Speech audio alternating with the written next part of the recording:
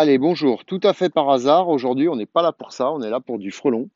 Mais de plus en plus, on a des espèces comme ça, palmiers, des trucs exotiques.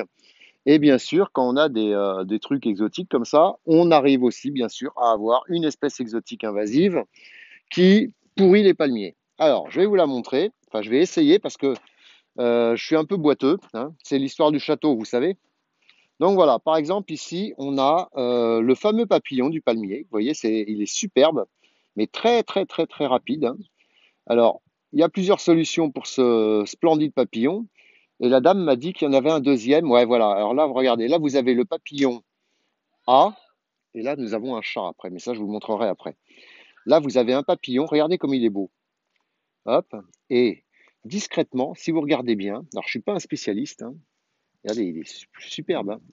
Et ici, vous voyez, celui-là, il est caché.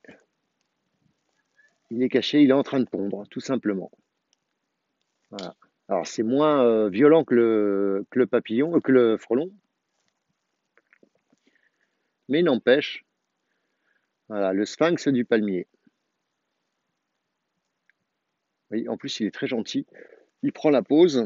Alors après, je voulais vous montrer le chat, mais bon. Alors, comment repérer les problèmes de larves du sphinx du palmier? C'est très simple. Regardez, vous voyez par exemple cette feuille, vous la prenez, hein, et vous voyez qu'elle est toute trouée ici, comme si on avait passé une foreuse. Et bien ça, c'est la larve. Alors au début, ça fait ça. Après, ben, ça rentre dans le tronc, hein, bien sûr. La larve, la feuille pousse et vous vous retrouvez avec votre palmier exactement dans le même état que celui-là. Donc ça, c'est un peu dommage parce que vraiment, il y a des beaux palmiers. Des fois, il y a des belles choses. Et bien, quand vous vous retrouvez avec un truc comme ça, donc là, il n'y a pas 36 000 solutions. Pour celui-là, c'est RIP le palmier, hein, ça vous avez bien compris.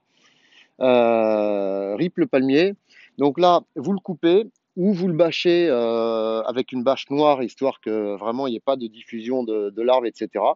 L'amener à la déchette, je suis pas trop pour, parce qu'on ne sait pas quand est-ce que ce sera traité, donc ça risque d'être un énorme problème. Donc couper et le bâcher, histoire que les larves de papillons, quick, bonne journée, au revoir. Après, dans la solution autre insecticide, il y a les nématodes.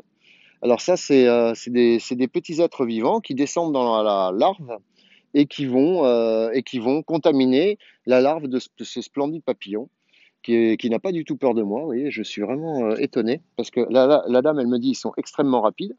Et moi, je suis à 3 centimètres, 2, 1.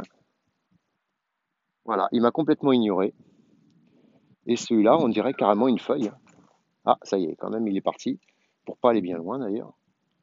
Il est où? Il est où? Vous voyez, on le voit même plus. Voilà. Regardez celui-là, là-bas, il s'est se cacher là, là. Vous allez peut-être le voir.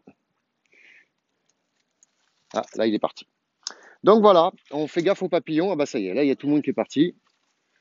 Donc bon, ben, il est où? Ah ouais, hop, vous l'avez revu? Ah ouais, voilà, il papillonne. C'est un papillon papillonneur. Donc c'est vraiment à cette époque de l'année, là, bon, après, il y a des phéromones, hein. Ah, il prend sa pause. Là, il y a des phéromones aussi pour capter le papillon. Je suis pas un spécialisé papillon, mais j'en ai entendu un peu parler. Et donc voilà, c'est quand même utile de vous le montrer. Très bel insecte en tout cas. Voilà.